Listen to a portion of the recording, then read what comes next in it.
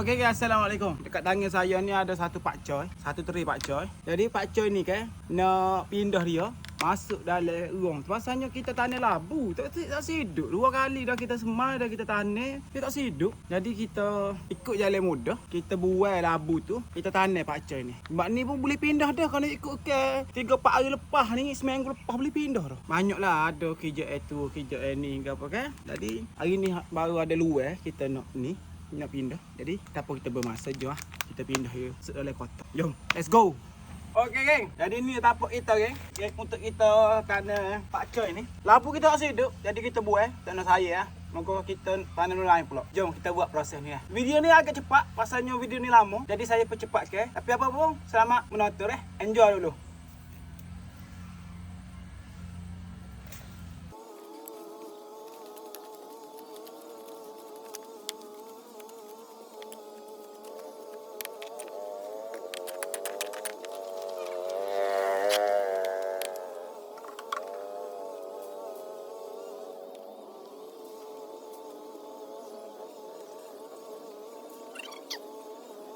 Okey geng, jadi kita siap dah rumah tanah dia. Jadi kita nak pindah ha. Pindah dia pula kita tak boleh buat dekat-dekat sangat geng. Pasalnya benda ni dia besar. Pakcoy ni dia besar. Jadi kita kena buat sedang-sedang sahaja.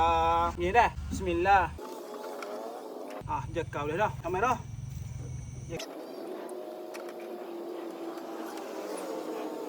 Kalau boleh kan masa kita cocok kat tangan tu kan jangan terlampau dalam dah. Maksudnya bila terlampau dalam, kita takut kalau dalam dok. Lepas dia nak tumbuh pembesaran itu lambat.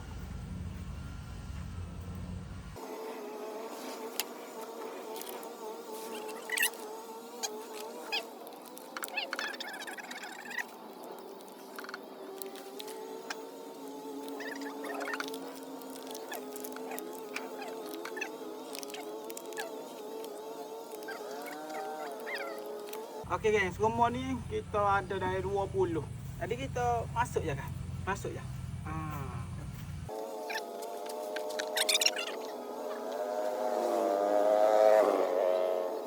Kita kena penyek sikit tepi dah.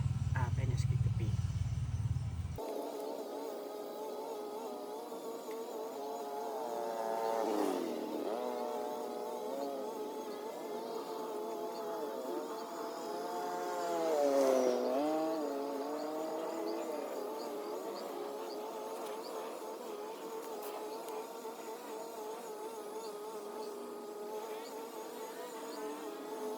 Okey, kalau macam ni ada dua ke, kita buka kita buka slow-slow ya.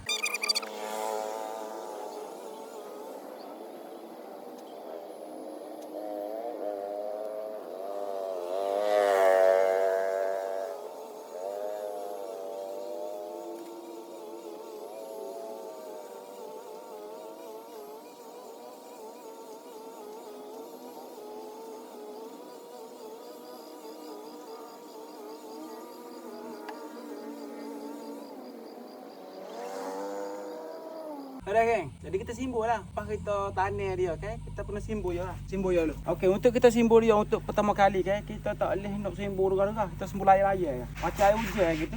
Dan pastikan guna hak ni lah. Guna kepala ni. Dah. Settle. Dah geng. Settle. Untuk pakcoy kita dah settle. Pakcoy lebih tu saya rasa macam nak tanam sebelah dia lah. Tapi kita tengok dia macam mana dah. Dah.